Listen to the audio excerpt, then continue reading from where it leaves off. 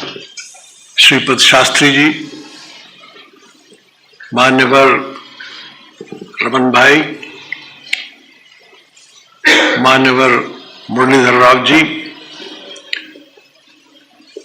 और इस सभी सभागार में उपस्थित देवियों और सज्जनों,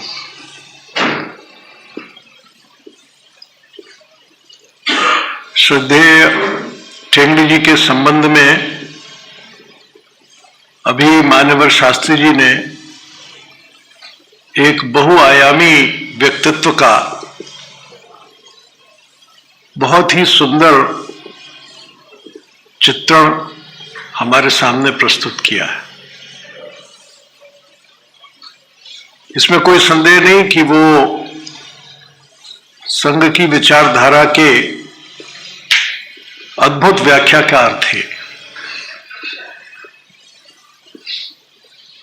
और जिन क्षेत्रों में उन्होंने इस विचार की व्याख्या की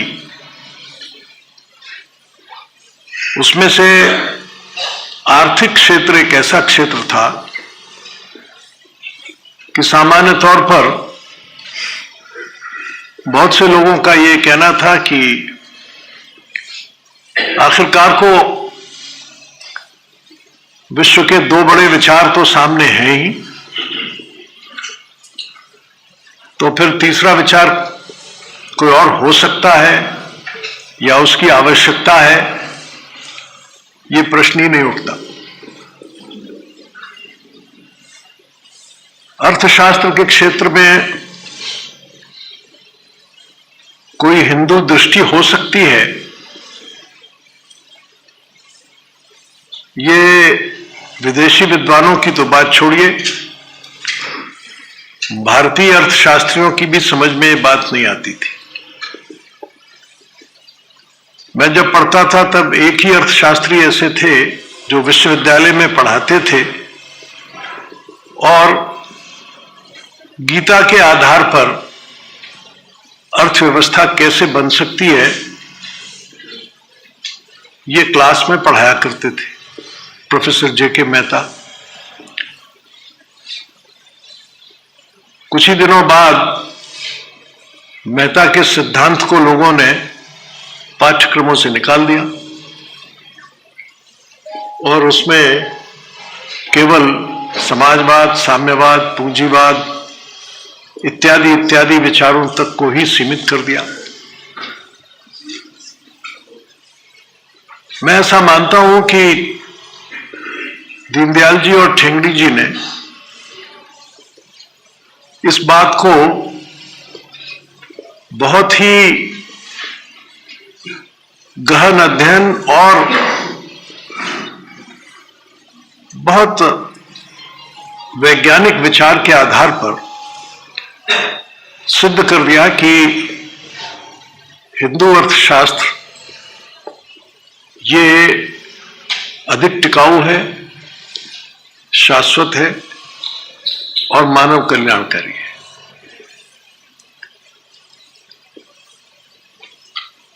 इन दोनों ने ही और बाद में फिर ठेंगड़ी जी ने, क्योंकि दीनदयाल जी तो पहले ही चले गए थे, यह स्थापित किया कि अर्थशास्त्र वैल्यू न्यूट्रल नहीं है। ऐसा कहें कि अर्थशास्त्र एक शास्त्र है जिसका जीवन से कोई संबंध नहीं है, एक थियरी है, एक सिद्धांत है, आप उसको प्रयोग में लाते रहिए। नहीं, उस अर्थशास्त्र का मूल यह है कि अर्थ धर्म पर आधारित होना चाहिए और उसकी परिणति मोक्ष में होनी चाहिए।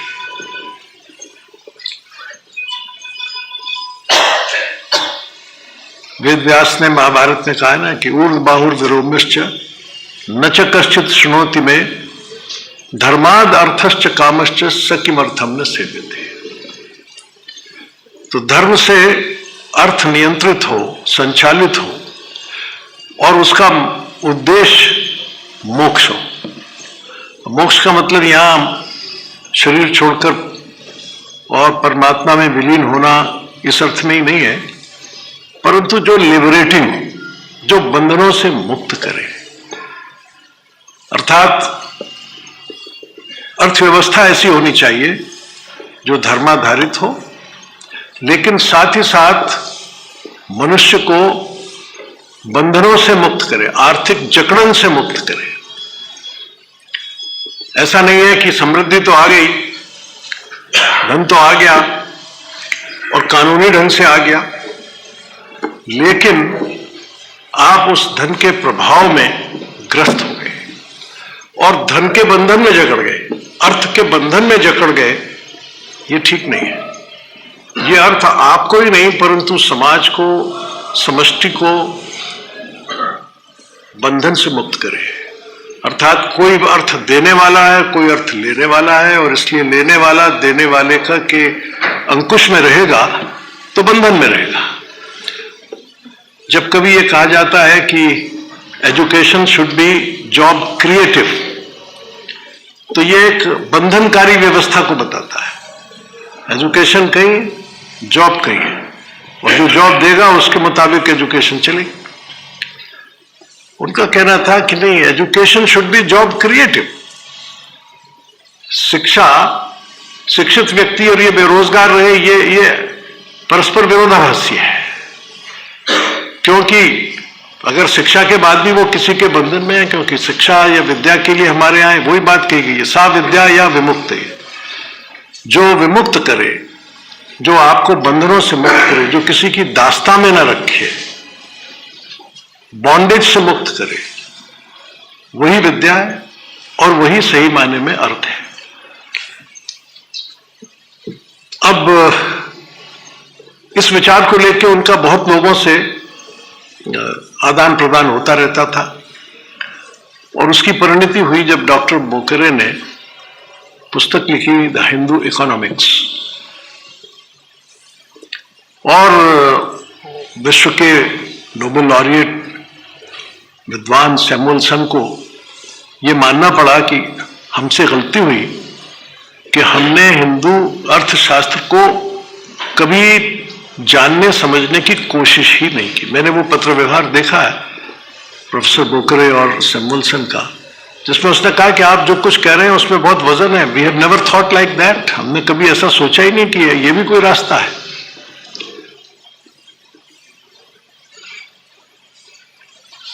उनको बताया ठेंगड़ी जी ने कि अगर आप कौटिल्य का अर्थशास्त्र देखेंगे तो उसमें बहुत सीधी एक बात लिखी गई है कि राजा का काम है कि जो प्रजा को प्रिय हो वो करे, जो उसे प्रिय है वो प्रजा को भी प्रिय होगा, ये जरूरी नहीं है, लेकिन जो प्रजा को प्रिय है वो राजा को प्रिय होना ही चाहिए। ये अर्थशास्त्र बोलता है। अब इसमें केवल कोई ऑर्डिनेंस या कोई एक्ट बनाने का मतलब नहीं है। मैंने सारे क्रियाकलाप, अर्थव्यवस्था भी ऐसी हो कि जो जनहितैषी हो, जनप्रिय हो, जनता के लिए केंद्रित हो। ऐसा नहीं है कि राजा के कोष में बहुत धन हो गया, बड़ा समृद्ध राजा का खजाना हो गया, ट्रेजरी में बहुत अधिक धन आ गया, लेकिन वो जनता की उपेक्षा करके, जनता का शोषण करके, जनता को अप्रिय लगे उन रास्तों से आया, ये ठीक नहीं। तो एक आप देखेंगे कि मौलिक अंतर पश्चिम के अर्थशास्त्र में और हमारे देश के अर्थशास्त्र में शुरू से ही दिखाई देगा। पश्चिम के अर्थशास्त्र में अर्थ का कोई ऐसा उद्देश्य कि वो धर्म पर आधारित हो या उसका उद्देश्य मोक्ष हो, लिबरेशन हो, ऐसा नहीं है। बल्कि उल्टा कई बार ये लगता है कि वो अर्थ का संग्रह करते हैं तो 10, 5, 50 देशों को गुलाम बना के करते हैं। अभी रमन भाई बता रहे कि वर्ल्ड बैंक के ही अधिकारियों ने ये कहा कि हमने जिन देशों को ऋण दिया था वो तबाह हो गए, दरअसल वो गरीब हो गए, उनको तो सारा इंटरेस्ट मिल गया, उनको तो पैसा वापस हो गया, लेकिन वो गरीब हो गए। तो ये अर्थव्यवस्था जो किसी देश को किसी देश के पाश में बांधती है या समाज के एक वर्ग को दूसरे वर्ग के पाश में बांधती है। ये धर्माधारित व्यवस्था नहीं है और ये मोक्षकारी नहीं है, कल्याणकारी नहीं है। ये बुनियादी सिद्धांत जो अंतर के हैं पश्चिम के और हमारे देश के अर्थशास्त्र में, ये काम पंडित जी ने और ठेंगड़ी जी ने बहुत महत्वपूर्ण किया है। और मैं ऐसा समझता हूं कि न केवल संघ की विचारधारा का ही, बल्कि जो हमारे हिंदू शास्त्र हैं, प्राचीन भारतीय शास्त्र हैं, उनका भी एक बहुत गहन अध्ययन और उसके पश्चात उसकी युगीन व्याख्या। ठेंगड़ी जी से बातचीत में एक बार मैंने उनसे पूछा था कि महर्षि अरविंद ने ये कहा कि सनातन धर्म ये भारत की राष्ट्रीयता है, सनातन धर्म के उदय से भारत उदय होता है, सनातन धर्म के प्रभाव से भारत का पराभव होता है, और अगर सनातन धर्म नष्ट हो जाए, जो कि वो हो नहीं सकता, तो भारत भी नष्ट हो जाएगा। तो बातचीत में ऐसे चल रहा था कि भाई ये सनातन धर्म का क्या अर्थ लोग लेंगे और इसको जीवन के विविध क्षेत्रों में कैसे प्रयोग करेंगे। तो उनका भी देखो ऐसा है कि शाश्वत सिद्धांत है, वो फंडामेंटल्स है, वो सनातन धर्म है, लेकिन इसके साथ एक युग धर्म है, जो परिस्थिति इवॉल्व होती है, the gradual unfoldment of the situation, तो वो युग धर्म है। सनातन धर्म, शाश्वत धर्म, फंडामेंटल्स, और उनका एप्लीकेशन, उनका व्यवहार किस परिस्थिति में कैसा करना चाहिए, इसका ज्ञान, इसका अनुभव और इसका एक गहन विश्लेषण हमेशा होते रहना चाहिए कि इस सनातन शाश्वत सिद्धांत के आधार पर हम युग धर्म को कैसे संचालित करें, कैसे व्यवहार करें। अब मैं नहीं समझता कि इस प्रकार के कुछ फंडामेंटल्स पश्चिमी अर्थशास्त्र में, वहां कोई फंडामेंटल नहीं है। किसी जमाने सीधे हमारा सिद्धांत स्पष्ट है, जो पश्चिम के सिद्धांत से बिल्कुल एकदम विपरीत। पश्चिम कहता है वर्ल्ड इज अ मार्केट, हम कहते हैं वर्ल्ड इज अ फैमिली, वसुधैव कुटुंबकम। एकदम फर्क है, संकल्पना में फर्क है, धारणाओं में फर्क है, व्यवहार में फर्क है। मार्केट और परिवार। ठेंगड़ी जी ने कहा कि मार्केट इकोनॉमी में be accepted but market society can not be accepted. बाजार पर आधारित समाज व्यवस्था, बाजार के अनुसार बदलती, तैरती, उभरती अर्थव्यवस्था, ये स्वीकार नहीं है। हाँ, बाजार तो रहेगा, इसलिए बाजार की इकोनॉमिक्स भी रहेगी, बाजार के व्यवहार भी रहेंगे, देशी बाजार भी रहेगा, परदेशी बाजार भी रहेगा, अंतर्राष्ट्रीय बाजार भी रहेगा। तो बाजार की व्यवस्थाएं तो ठीक है, उसको तो हम स्वीकार करेंगे, व्यवहार है। लेकिन बाजार के आधार पर समाज बन जाए, मार्केट सोसाइटी बन जाए, ये बिल्कुल ठीक नहीं होगा। और मैं समझता हूं कि ये एक ऐसा दर्शन है कि जिसके बारे में हमारे देश में गहराई से विचार होना चाहिए।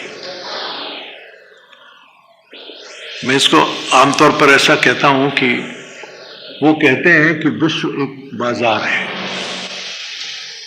जिसमें हर व्यक्ति खरीदार है, जिसके पास में पैसे की झंकार है वो रहने का हकदार है, वरना वो बेकार है। वो कहते हैं कि विश्व एक बाजार है। बाजार में या होटल में जो आएगा, जेब में पैसा लाएगा, वो खाना पाएगा, वरना निकाल दिया। लेकिन परिवार में जो आएगा, रात के 12 बजे भी आएगा, जेब में पैसा लाए ना लाए, पर खाना जरूर पाएगा। वो कहते हैं कि विश्व एक बाजार है हम कहते हैं कि विश्व एक। ये जो मौलिक अंतर है दोनों की अवधारणाओं में, वो इसलिए है कि मानव को, मनुष्य को हम किस रूप में देखते हैं। मनुष्य को हम आत्मवत देखते हैं या उसे एक बाजार में कंज्यूमर के तौर पर देखते हैं। ह्यूमन बीइंग्स एज कंज्यूमर, मानव उपभोक्ता के रूप में, या मानव मेरे आत्मीय सहोदर के रूप में। ये बुनियादी फर्क है और ये दार्शनिक फर्क हमारी जीवन दृष्टि से निकलता है। इसीलिए हमारे यहां, उनके यहां वेलफेयर स्टेट का मतलब होगा greatest good of greatest number. हमारे यहां ये शब्द नहीं, हमने कहा है सर्वोदय। सर्वे सुखिनः सन्तु सर्वे सन्तु निरामयाः। सर्वोदय। हमने ये नहीं कहा कि greatest good of greatest number. Democracy या इकोनॉमिक्स के जो आज के सिद्धांत हैं वो ये कहते हैं कि बहुजन हिताय बहुजन सुखाय। हमने कहा नहीं, सर्वजन सुखाय।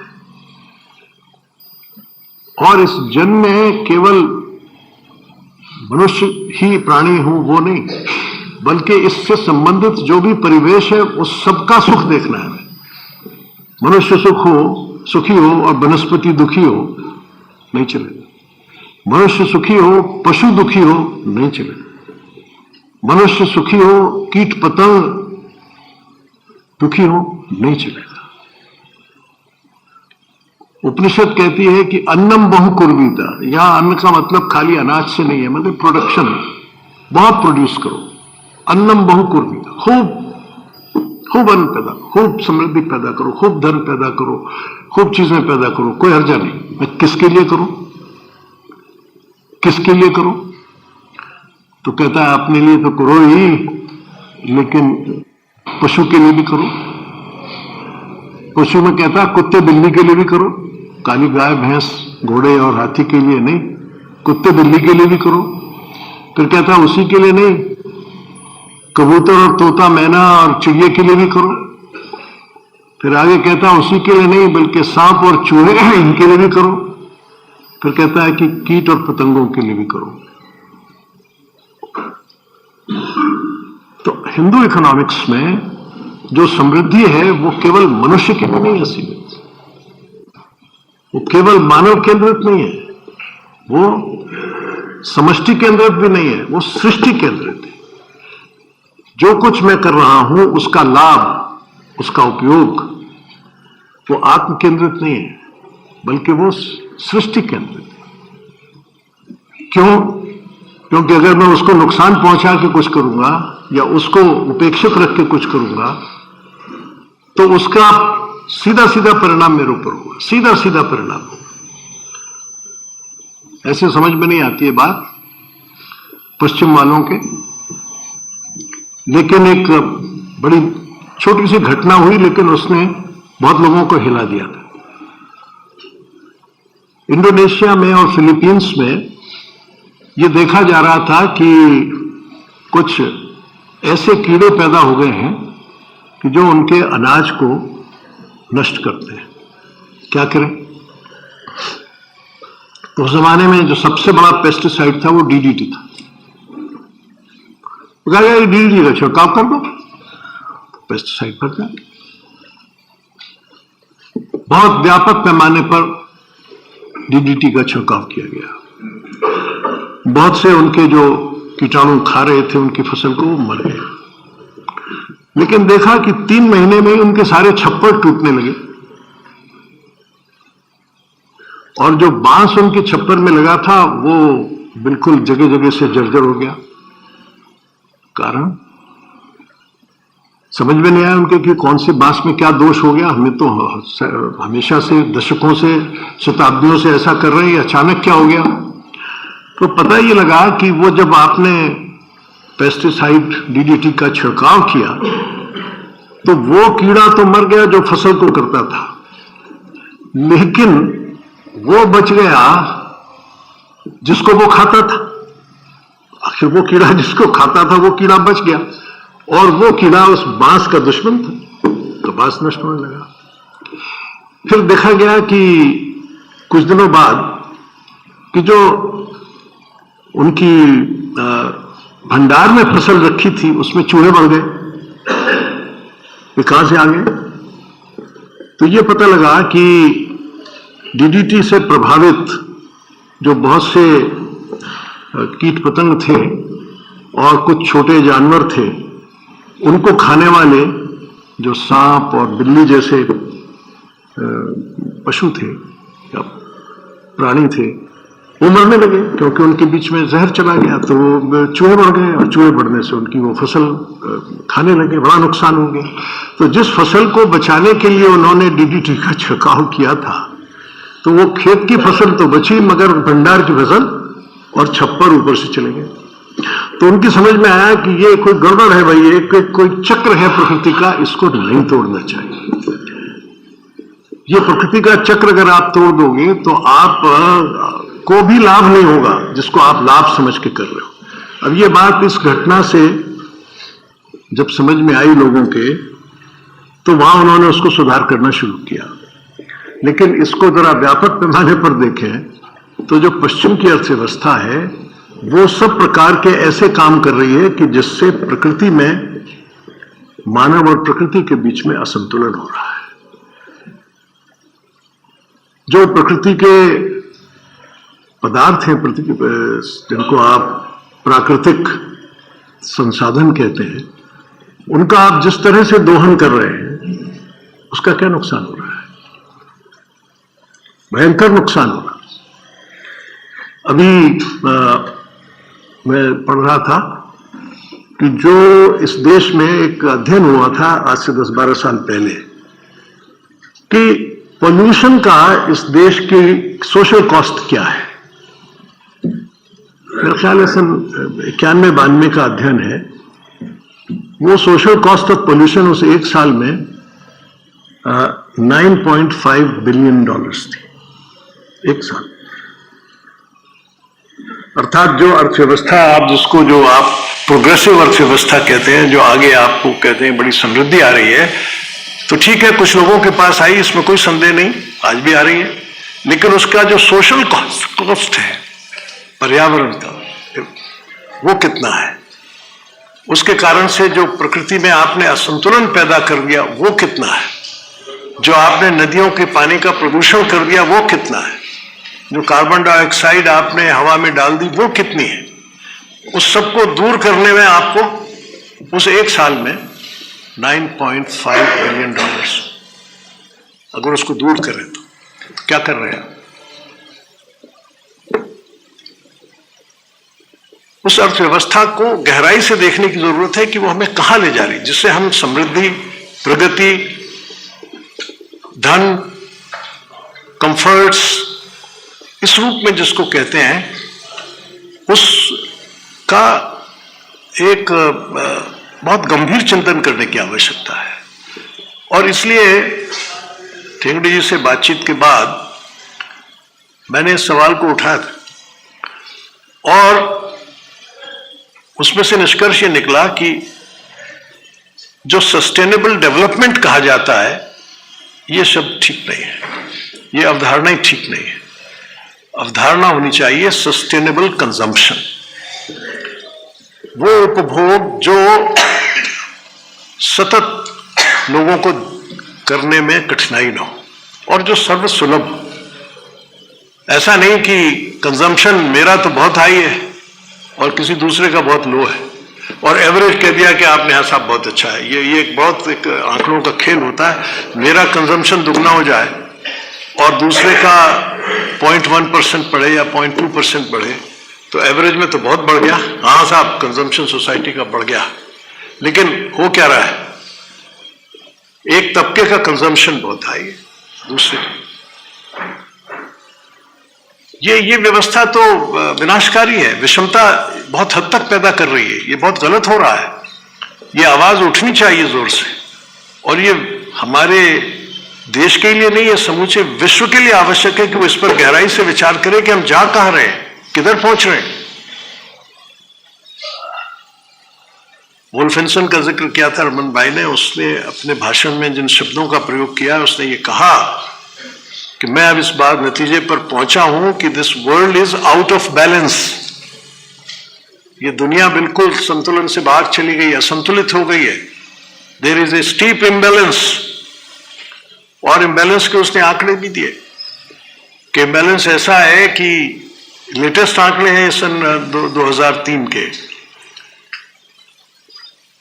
कि इस दुनिया में 80% लोग केवल 16% संसाधनों का उपभोग करते हैं। टोटल वर्ल्ड में जो ग्लोबल डोमेस्टिक प्रोडक्ट है उसका केवल 16% उपयोग 80% लोग करते हैं और 84% का उपभोग 20% करते हैं। World is out of balance, उलट गई है, अपने सिर के शीर्षासन कर रही है अर्थव्यवस्था।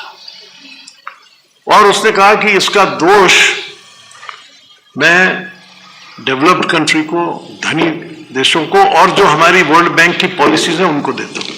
स्पष्ट उसने स्वीकार किया। और उसने कहा कि देखिए क्या हाल है कि 1 बिलियन आदमी, 100 करोड़, $1 से भी कम पर प्रतिदिन जीवन निर्वाह करता है। अब डॉलर की रुपए में कीमत करेंगे तो लगेगा कि 50 रुपए हो गया, वो नहीं है। जो अमेरिकन उसकी परचेजिंग पावर है उस पर ध्यान दीजिए। यानी एक आइसक्रीम भी अमेरिकन जो खाते हैं उससे भी कम। तो अगर इस देश में, इस दुनिया में 1/6 जनसंख्या इस तरह से रहती हो और उस 100 करोड़ में अब जो नए आंकड़े आ रहे हैं सबसे अधिक लोग ऐसे हमारे भारत में रहते हैं, जिसको हम बहुत प्रगति कह रहे हैं। हमारी जीडीपी बढ़ रही है, बढ़ रही है। हमारे यहाँ कार आ रही हैं। हमारे यहाँ लिफ्ट लग रहे हैं लोगों के घर में, ठीक है। घरों में स्विमिंग पूल्स बन रहे हैं, बहुत ठीक है। बहुत कंफर्ट्स के सामान जा रहे हैं, कोई दिक्कत नहीं। घरों में 4-4 कार हैं, एक नहीं। आदमी 3 है, कार 4 है, ये देख रहे हैं। लेकिन बाकी क्या है? बाकी किधर है? Too few are living at the cost of too many। ये यथार्थ है। इस यथार्थ को अगर दूर करना है तो फिर आपको अर्थव्यवस्था धर्माधारित करनी पड़ेगी, उपभोग पर संयम लगाना पड़ेगा। उत्पादन तो 1000 हाथ से कीजिए और वितरण लाख हाथ से कीजिए। अगर आप संग्रह करके बैठ जाएंगे कुछ लोगों के पास तो वो अर्थव्यवस्था बंधनकारी है, मोक्षकारी नहीं है। इसलिए एक शब्द का प्रयोग हुआ पंडित जी और ठेंगड़ी जी की शब्दावली में, अर्थायाम। अर्थायाम होना चाहिए। जैसे प्राणायाम, आजकल वो स्वामी रामदेव जी जैसा प्राणायाम कराते हैं ना, उससे कई बीमारियां ठीक हो जाती हैं। बहुत से लोग मिलते हैं, कहते हैं ब्लड प्रेशर ठीक हो गया, डायबिटीज ठीक हो गई, मेरा कोलेस्ट्रॉल कम हो गया, मेरी स्पॉन्डिलाइसिस ठीक हो गई। कराते हैं प्राणायाम। प्राणायाम बहुत महत्वपूर्ण चीज है, वो हमारे जीवनचर्या का और भारतीय जीवनचर्या में उसका महत्व है। लेकिन अर्थायाम, जैसे प्राणायाम वैसे ही अर्थायाम। प्राणायाम में आप क्या करते हैं कि शरीर के प्रत्येक कोश में, सेल में ऑक्सीजन पहुंच जाए, रक्त का प्रवाह हो और रक्त ऑक्सीजन लेके जाए, प्राणवायु। डॉक्टर साहब बैठे हुए हैं, हर्षवर्धन जी। अगर सेल को ऑक्सीजन नहीं मिले तो कैंसर हो जाएगा। ज्यादा मिल जाए तो भी ठीक नहीं, कम मिल जाए तो भी ठीक नहीं। एक उपयुक्त मात्रा में उसको ऑक्सीजन मिलनी चाहिए और शरीर के हर जीव कोश को मिलनी चाहिए। तो ये इसका अर्थ है कि वो जाती है रक्त के माध्यम से, तो रक्त सब जीव कोशों में जाए, रक्त कहीं इकट्ठा ना हो जाए। अगर रक्त कहीं एक जगह इकट्ठा हो गया तो क्या होगा? हार्ट स्ट्रोक हो जाए। अगर वो कहीं बीच की धमनियों में रुक गया तो भी, और कहीं भी रुक जाए और सूजन आ जाएगी, शरीर में बीमारियां आ जाएंगी। तो रक्त का निरंतर प्रवाह होते रहना चाहिए। रक्त एक जगह इकट्ठा होना ही नहीं चाहिए।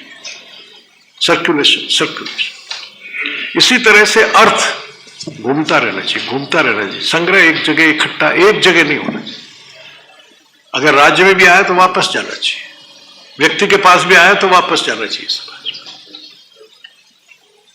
वो है, धन तो आएगा, आप काम कर रहे हैं, उत्पादन कर रहे हैं तो आएगा, लेकिन वो आके आपके पास उतना ही रहे जितनी की आपको जरूरत है। अगर कोई सेल कहे कि नहीं बड़ा अच्छा है, बड़ा अच्छा लग रहा है, इसको मैं रोक लूं, या दिल्ली कहे कि मैं सबको सप्लाई कर रहा हूं, मैं तो अब नहीं करता, या मैं 1/4 करता हूं, 3/4 अपने पास रखता हूं, तो क्या होगा? चलेगा शरीर? नहीं चलेगा। ऐसे ही जो आज जो समाज की विकृतियां हैं, ये अर्थ संग्रह से, अर्थ का एक जगह जमाव हो जाने से हो रही है। हिंदू अर्थशास्त्र में अर्थ का निरंतर भ्रमण होता है, निरंतर। इसलिए हमारे जो बिजनेस टैक्टिक्स भी थी ना, उसमें सर्कुलेशन का महत्व था, प्रॉफिट का महत्व नहीं था। अगर कोई यहां पुराने जमाने के व्यापारी बंधु बैठे होंगे तो हमारा व्यापारी एक बोरे के ऊपर भी बिजनेस कर लेता था। मगर सिद्धांत यह था कि 1000 बोरे अगर उसने सप्लाई कर दिए और एक एक बोरा मिल गया उसको, तो 1000 बोरे, और अगर 1 रुपया भी कीमत है उस बोरे की तो 1000 रुपये। इससे ज्यादा कॉम्पिटिटिव और इससे ज्यादा सर्कुलेटरी अर्थव्यवस्था कैसे हो सकती है? मैं जब बहुत छोटा था तब भी बद्रीनाथ में देखता था और रास्तों में देखता था, क्या प्रॉफिट था, लेकिन दुकान थी। तो यात्री तो आज जाने लगे हैं 10-10 हजार, 20-20 हजार, उस जमाने में तो 50-100 यात्री जाते थे, लेकिन वहां दुकान खुली हुई थी, हर चट्टी पे दुकान खुली हुई थी। क्या प्रॉफिट था उसको? मुश्किल से जिंदगी गुजारता था, लेकिन सप्लाई लाइन। महेश जी राजस्थान में बैठे, जिन ढानियों में जहां आवागमन के कोई साधन नहीं थे, दुकान तो वहां भी सर्कुलेशन, सप्लाई, बराबर चीजों की सप्लाई होती रहे, अर्थ का परिभ्रमण होता रहे, ये हमने बनाया था।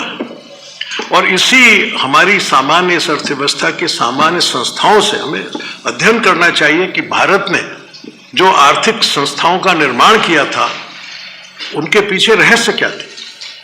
आज बात हो रही है कि खुदरा व्यापार में FDI आ जाए, आज बात हो रही है कि खुदरा व्यापार को बड़ी बड़ी कंपनियां अपने हाथ में ले लीजिए, आपको बहुत पैसा मिलेगा। तर्क क्या दिया जा रहा है? एफिशिएंसी, और कि सस्ता सामान मिलेगा। कौन सा सस्ता सामान मिलेगा? मेड इन चाइना, या दुनिया में जहां से भी सस्ता मिलेगा। वो जो पैसा कमाने वाला वहां बैठा हुआ है माल पर, उसको इसकी थोड़ी चिंता है कि हिंदुस्तानी फैक्ट्री का सामान बिक रहा है या चाइनीज का बिक रहा है। जहां से ये विश्व एक बाजार है जिसमें हर व्यक्ति खरीदार है, जब तक जेब में पैसे की जानकारी, वांट्स मनी, प्रॉफिट। इसलिए उसके ऊपर यह अनिवार्यता नहीं है कि वो भारत में बिना सामान बेचेगा। उसकी दृष्टि यह है कि वो जहां से उसको सस्ता मिलेगा वहां से लाएगा और आपको बेचेगा। मगर नतीजा क्या होगा इसको समझ लीजिए पहले। ये जो छोटे दुकानदार हैं, इनको आप नौकर बना देंगे, माल के नौकर हो जाएंगे, दुकान बंद कर देंगे, नौकर हो जाएंगे। तो ये अर्थव्यवस्था बंधनकारी है, मोक्षकारी नहीं है, लोगों को पाश में बांधती है। जब आप कहते हैं कि we have created more jobs, तो मैं पूछता हूं कि जॉब्स एट व्हाट कॉस्ट? कि वो सेल्फ एम्प्लॉयमेंट है या वो आपने उसके ऊपर इम्पोज किया एम्प्लॉयमेंट कि नहीं तुझे ये करना पड़ेगा। ये एक पश्चिम में सेल्फ एम्प्लॉयमेंट की कल्पना ही नहीं है, हो ही नहीं सकती। हमारे यहां सेल्फ एम्प्लॉयमेंट, मैं देखता हूं यार, जब आप जाते थे नोएडा की तरफ तो वो सब्जी वाले और वो शाम को बाजार लग जाता था। आजकल तो थोड़ी कठिनाई हो गई है, लेकिन पहले किसने बताया उसको मालूम है यहां से आदमी जाएगा सप्लाई करना। अब आप कहें कि तेरी छपड़ी जो है वो शानदार नहीं है, हाँ नहीं है, लेकिन सामान तो आपको दे रहा है भाई, सप्लाई कर रहा है। सेल्फ एम्प्लॉयमेंट, उसको किसने मार्केट सर्वे करके बताया? कौन सा बिजनेस एडमिनिस्ट्रेशन वाला उसके पास गया? सेंस हमारी परंपरा में, वो व्यवस्था में, समाज के अंदर वो चीज इनग्रेंड है। सुबह सुबह लोग उठते हैं, आवाज उठती है हरी सब्जी ले लो, आ गया आपके यहां शॉप एट द डोर। अब आप माल बना देंगे, then you are far 5 kilometres away from the shop. कि आप क्या कर रहे हैं इससे, यानी इसके सोशल कॉन्सिक्वेंसेस क्या है, इसके सामाजिक परिणाम क्या है। ठीक है, कुछ लोगों को चमक दमक की चीजें मिल जाएंगी, कुछ लोगों को एयर कंडीशन शोरूम्स मिल जाएंगे। वो तो हमने देखा था कि वो हमारा गांधी आश्रम में भी एयर कंडीशन और ये सब चारों तरफ हो गया है। ठीक है, बहुत अच्छा है, आपने विदेशियों के लिए अगर बनाया हो तो मुझे आपत्ति नहीं, लेकिन आप कर क्या रहे हैं उसमें। ये इन सब बातों पर गहराई से विचार होना चाहिए। ये ठेंगड़ी जी की चिंता के विषय थे कि भाई इससे हमारे सामान्य व्यक्ति के जीवन पर क्या परिणाम पड़ रहा है। आप जो काम करने जा रहे हैं वो सर्वजन हिताय है कि नहीं है, या वो केवल बहुजन सुखाय है। बहुजन हिताय भी नहीं है, और बहुजन का भी मतलब जो एक तबके में, यानी वास्तव में तो कहा जाए अल्पजन सुखाय है। अब उसके परिणाम आप जरा देखिए, दुनिया को देखिए क्या हुआ। ये माल सिस्टम का जो लेटेस्ट है ना, वो तो कैटरीना में देखने को मिल गया। अमेरिकन राहत पहुंचा ही नहीं सके, कोई व्यवस्था ही नहीं। माल ओनर की तो ये व्यवस्था ही नहीं है कि वो जाके वहां राहत करे, सप्लाई करने की तो उसकी जिम्मेदारी नहीं है। उसका तो ये है कि लोग वहां से आके खरीदें। देखिए, एक साइकोलॉजिकल मनोवैज्ञानिक चेंज हो जाता है ना। माल में आप जाते हैं, खुदरा व्यापारी आपके यहाँ आता है, तो सप्लाई होती है आपके। रूस में जब ये ग्लासनोस्ट हुआ तो अरे लाखों टन राहत की सामग्री सड़ गई, दूध सड़ गया, मक्खन सड़ गया, डबल रोटी सड़ गई। क्यों?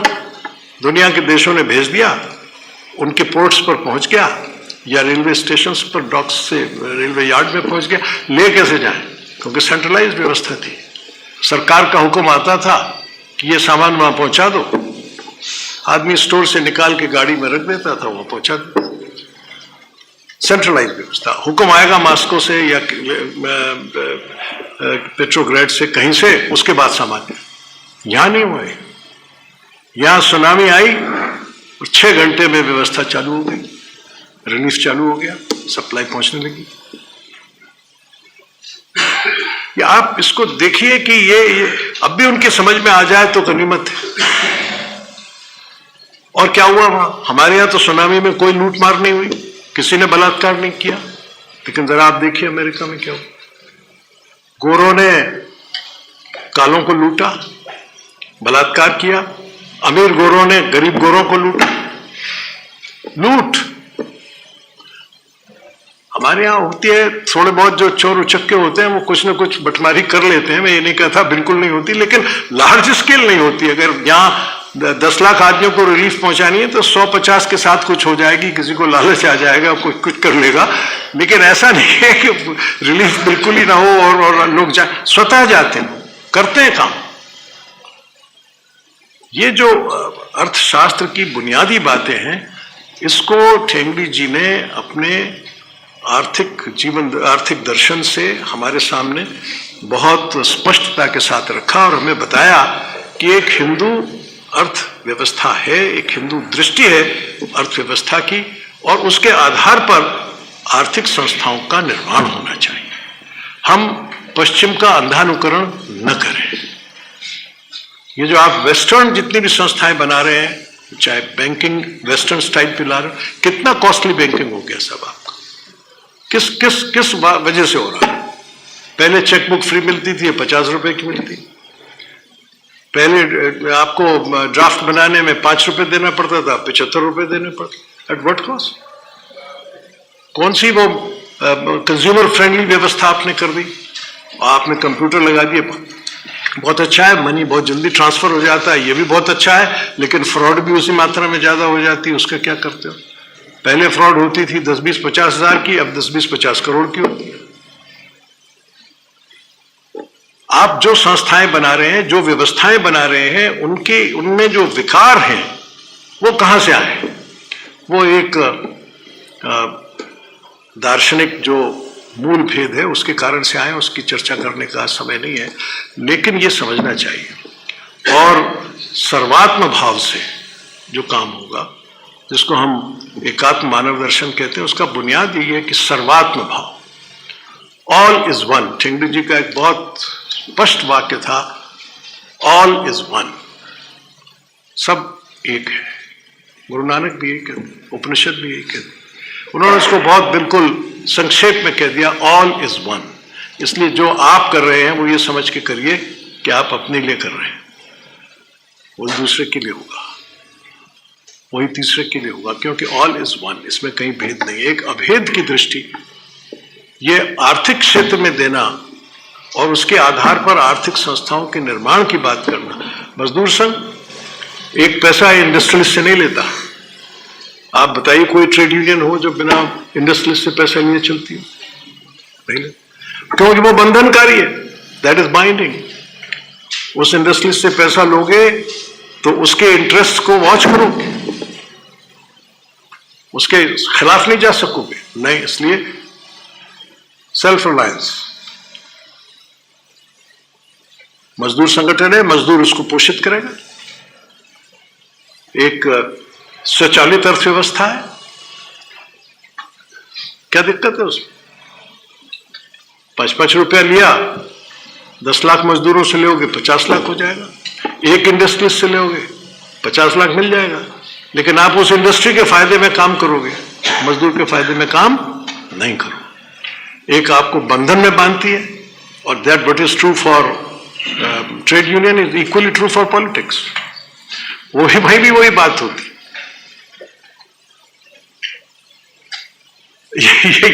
ये जो आर्थिक दर्शन है ना, उसकी निचोड़ है कि आपकी अर्थव्यवस्थाएं, अर्थ व्यवहार ये बंधनकारी नहीं होना चाहिए, ये लिबरेटिंग होना चाहिए। जैसे विद्या लिबरेटिंग होनी चाहिए, ऐसे ही आर्थिक संस्थाएं लिबरेटिंग होनी चाहिए, वो एनस्लेविंग नहीं होनी चाहिए। केला जी संघर्ष कर रहे हैं पेटेंट से, जो एनस्लेविंग व्यवस्थाएं चल रही हैं सारी दुनिया में, बहुत संघर्ष किया है। अभी ठेंगड़ी जी के परम शिष्य हैं, आम आदमी के हित के खिलाफ है। नाम दवाई का है, लेकिन काम कमाई का है। वो बंधनकारी है, वो गलत है, वो मानव कल्याणकारी नहीं है, सर्वजन हिताय नहीं है, देयरफॉर इट मस्ट गो। इसलिए ठेंगड़ी जी का जो एक बहुत बड़ा इस दृष्टि से संदेश है, वो आर्थिक क्षेत्र में भी है जहां अन्य क्षेत्रों में है, लेकिन आर्थिक क्षेत्र के बारे में जो उनकी दृष्टि है, हिंदू दृष्टि है, और जो बड़ा भारी वो काम कर रहे थे। डॉक्टर बोकरे भी जल्दी चले गए कि हिंदू अर्थव्यवस्था पर एक उदाहरण दे के मैं समाप्त करता हूं, मुझे भी हवाई जहाज पकड़ना है। हिंदू अर्थव्यवस्था एफ्लुएंस की है और लो टैक्स की है। पश्चिमी अर्थव्यवस्था स्केर्सिटी की है और हाई प्रॉफिट और हाई टैक्स की। ये बुनियादी अंतर है, और ये अगर आप इसके रहस्य को जान लेंगे तो अर्थव्यवस्थाओं का अंतर और दृष्टि स्पष्ट हो जाएगी। धन्यवाद। अंतिम